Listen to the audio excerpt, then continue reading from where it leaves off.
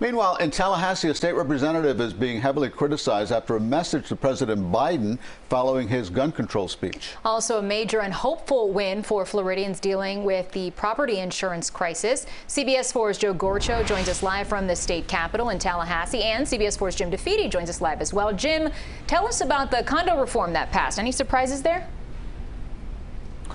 Well, just the speed that everything passed. I mean, you know, it wasn't on the agenda at all. In the matter of 24 hours, it ended up passing through the Senate by a vote of 38-0 and through the House by a vote of 110-0. So unanimous votes in both the House and the Senate. It's on its way now to the governor. I'm told that the governor is likely to sign it quickly in a quiet ceremony, no big bill signing. So this is going to move forward, and you're going to see some real changes as it relates to condominiums and how they govern themselves, and more importantly, the inspections that are done. So that's a real change that Tallahassee was able to accomplish very, very quickly.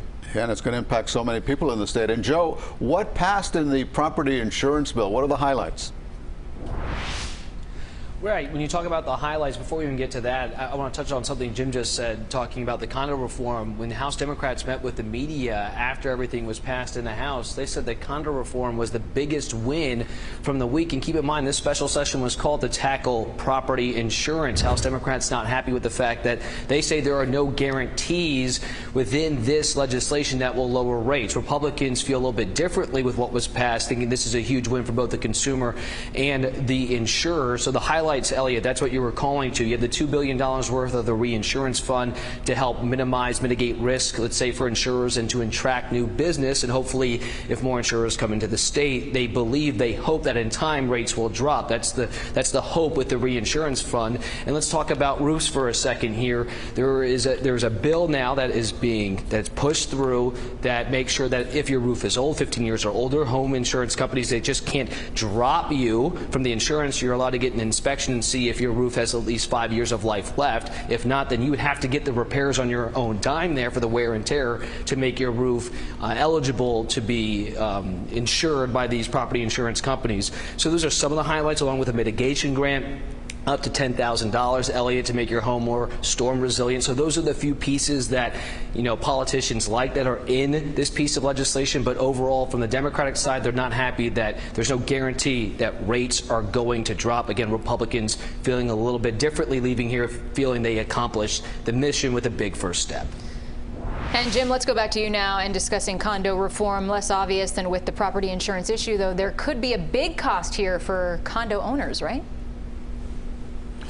Yeah, because part of this bill and part of what happened at Champlain Towers was that building association had failed to keep up with the maintenance of the building, so that critical repairs were not being done. They were able to get away with that because the state law used to allow them to waive their reserves. Well, the bill that just passed means that there will be no more waiving of reserves, those critical money set aside for making those repairs. So as a result, starting in about 2 years, condominium owners are going to have to start paying more to make sure there is a fund within their building that they're collecting to make those repairs. So that's going to be a surprise to quite a few condominium owners as they start seeing those bills and the higher costs come in over the next couple of years. But the question becomes, do you go cheap or do you stay safe? And the state has decided it's more important to keep people safe. And Joe, State Representative Randy Fine there in Tallahassee tweeted something that's caused a lot of controversy. Tell us about that.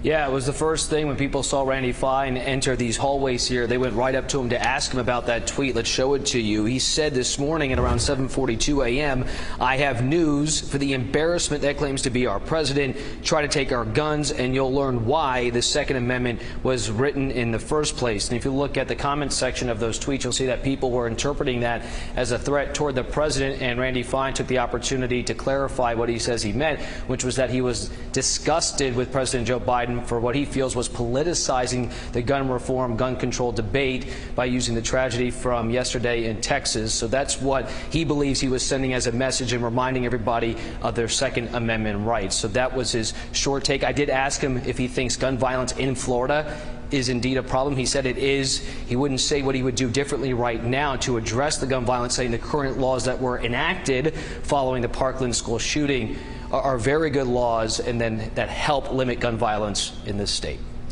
Certainly a lot going on in Tallahassee right now. Joe, thanks for staying on top of it for us. CBS 4's Joe Gorchow will be giving us live reports on the special session all week long. We look forward to tomorrow's update from Tallahassee. Thank you both, Jim and Joe, for joining us tonight. Thank you, guys.